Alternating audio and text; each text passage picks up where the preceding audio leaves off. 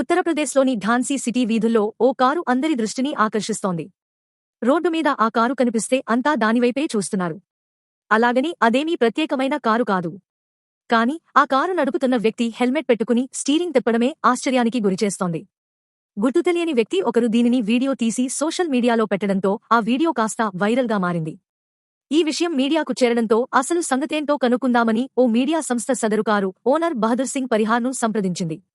Media అడిగిన ప్రశ్నకు బదులిస్తూ, traffic పోలీసుల దెబ్బకు భయపడి హెల్మెట్ పెట్టుకుని కారు డ్రైవ్ చేస్తున్నానని బహదూర్ చెప్పుకొచ్చారు. గత మార్చి నెలలో ఓ రోజు బహదూర్ సింగ్ సెల్ ఫోన్కు ట్రాఫిక్ చలానా మెసేజ్ వచ్చింది. హెల్మెట్ పెట్టుకోకుండా నిర్లక్ష్యంగా డ్రైవ్ చేస్తున్నందుకు 1000 జరిమానా విధిస్తున్నట్లు అందులో ట్రాఫిక్ పోలీసులు పేర్కొన్నారు. దీంతో తాను టూవీలర్ ఎప్పుడు నడిపాలని బహదూర్ ఆశ్చర్యపోయాడు.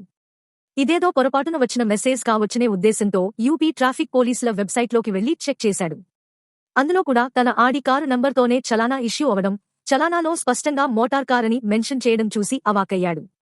కారులో హెల్మెట్ పెట్టుకోకుండా డ్రైవింగ్ చేశానని తనకు ఫైన్ విధించడంతో ట్రాఫిక్ పోలీసులపై బహదూర్ తీవ్రంగా మండిపడ్డాడు.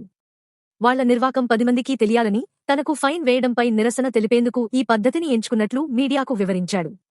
ఆపై హెల్మెట్ సరిచేసుకుని కారెక్కి అక్కడి నుంచి వెళ్లిపోయాడు. వీడియో నచ్చితే ఒక లైక్ చేయండి. సబ్స్క్రైబ్ చేసి బెల్ బటన్ ఆన్ చేసి పెట్టండి.